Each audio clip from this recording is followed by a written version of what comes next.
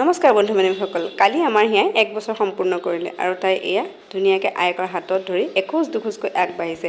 তাই হৈ আমি পদুমণি আই থানলৈ গৈছিলোঁ আৰু সেইকাৰণে আমি এয়া ককক কোচত তাই বহিছে, পাছত বহিছোঁ মই, মা আৰু পেহী। আমি ধুনীয়াকৈ গৈ পদুমণি আই থান পালোঁগৈ।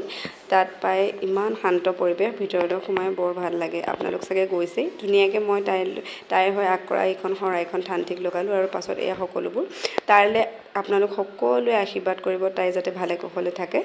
এয়া ধুনীয়াকৈ আই থানৰ ভিতৰ ভাগ দেখাইছোঁ আপোনালোকক। চাওক কিমান ধুনীয়া। আমি সেৱা সৎকাৰ কৰি মেলি তাত বেছি সময় নাই, কাৰণ বহুত সময় নালাগে আৰু আমি ঘৰমুৱা হৈছিলোঁ। এইয়া চাওক কেনেকৈ হাতৰ পৰা পাৰই প্ৰসাদ খাইছে আৰু আয়েকৰ লগত তাই হাঁহি জেখক। আৰু গধূলা আমি ধুনীয়াকৈ ভাত এসাঁজ খালোঁ গোটেইখিনি মিলি। আৰু ইমান গৰম সেইকাৰণে টেঙা মাছৰ জোল, মাছৰ ভাজি, আলু ভাজি আৰু লগত এয়া পাতত দিয়া মাছৰ কণী আছিলে। এনেধৰণে দিনটো পাৰ কৰিলোঁ। তেতিয়াহ'লে নেক্সট ব্লগত পুনৰ লগ